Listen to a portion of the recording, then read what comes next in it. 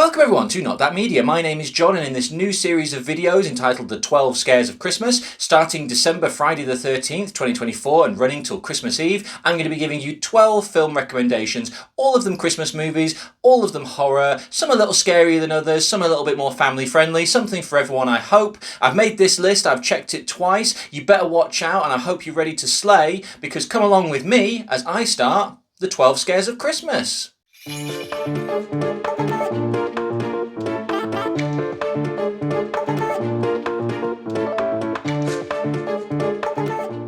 In Better Watch Out, on a peaceful and quiet suburban street during the holiday season, a babysitter must defend a 12-year-old boy from strangers breaking into the house, only to discover that this is far more than a normal home invasion. So Merry Christmas to all, and to all a good fright. Today's video recommendation is 2018's Better Watch Out, and I'm pretty sure a good number of you out there, like me when I first heard this, were going to say the same thing, which is, never heard of this, what is this all about? Well, the synopsis is pretty clear, so obviously I've gone through that, but Better Watch Out, sadly, is a film that seems to have come and gone in the pantheon of horror films. I had no knowledge of it, never heard of it. I only discovered it as a result of endless YouTubing of top 10 best horror films, top 10 this, top 10 that, and it appeared on the top 10 criminally underrated horror films, Christmas horror films I should say, and I totally agree with that. Me and my wife, we took a bit of a punt, we looked on hmv.com and it was £5 and we thought, well, why not? I think you can stream it. I think it is available on Now TV/Sky Store at this point in time to watch over here in the UK. But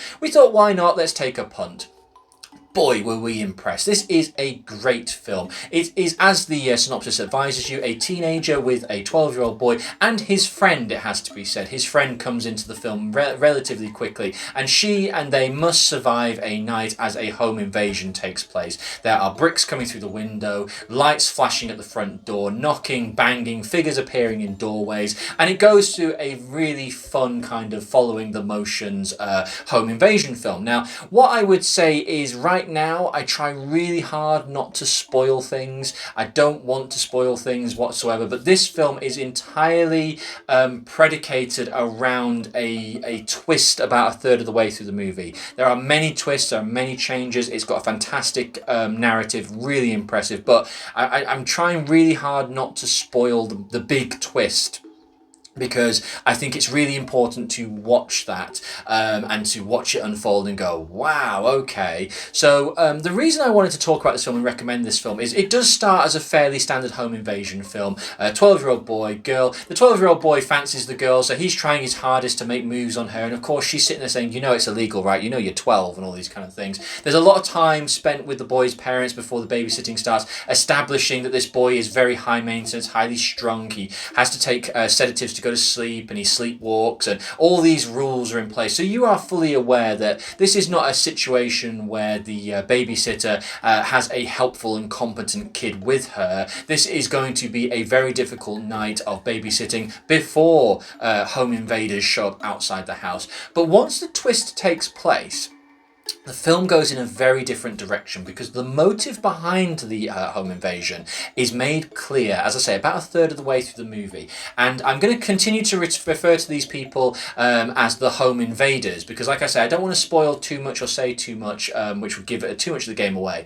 But when the motives of the home invaders are realised, one of the things that the home invader does is use the babysitter's phone to invite the babysitter's boyfriend over. And of course, when he comes in, they very quickly knock him out and tie him to a chair. Now, again, you might just be sitting here saying like, well, this just sounds like a bit of a, I don't know, like the Purge at Christmas kind of knockoff film. And no, it's not, is what I would say. But I'm trying really hard to stay outside of spoiling the film. So after a fairly standard home invasion angle for the first third of the film, once the home invasion storyline is revealed and the motives are revealed, the film takes a massive twist. And you realise there's so much going on. There's so much more going on. There's so much more intelligence behind just, this isn't petty theft or petty burglary. There is a big motive behind this. And one of the home invaders turns to the other and says, do you know what I want to know? And this is the scene that I want to talk about. They've had a conversation about, you know how in Home Alone that Kevin McAllister throws that paint can at the burglar's face and it hits them in the face.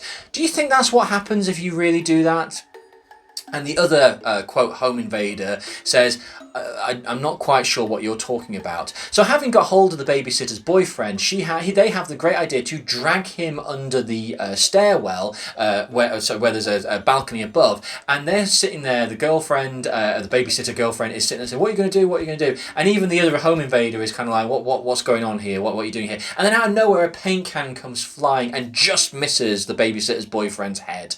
And you know, as an audience, you kind of go, oh my God. And then you very quickly realise, oh no, this home invader is going to try really hard to hit this guy in the face with a paint can. Now he comes down the stairs, he angles him slightly so he's in line with the paint can, and this film is building and building and building and building, and the home invader is saying, no, this is wrong, this is not a good idea. The girlfriend's screaming, falling out of her chair and all this kind of stuff, and the other home invader comes upstairs, gets the paint can, throws it over the balcony.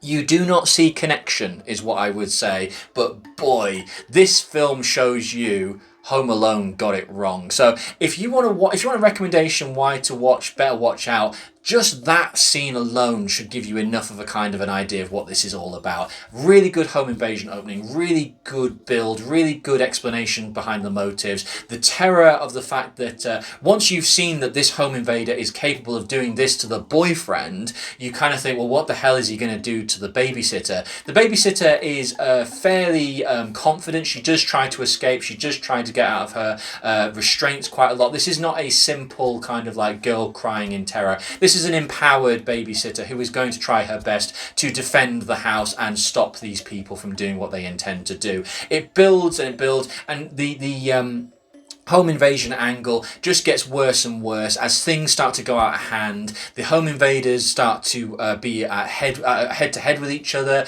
That obviously doesn't end up going well, is all I will say. And it builds and builds and builds to the ultimate surprise where you think, oh my God, this is how it's going to end.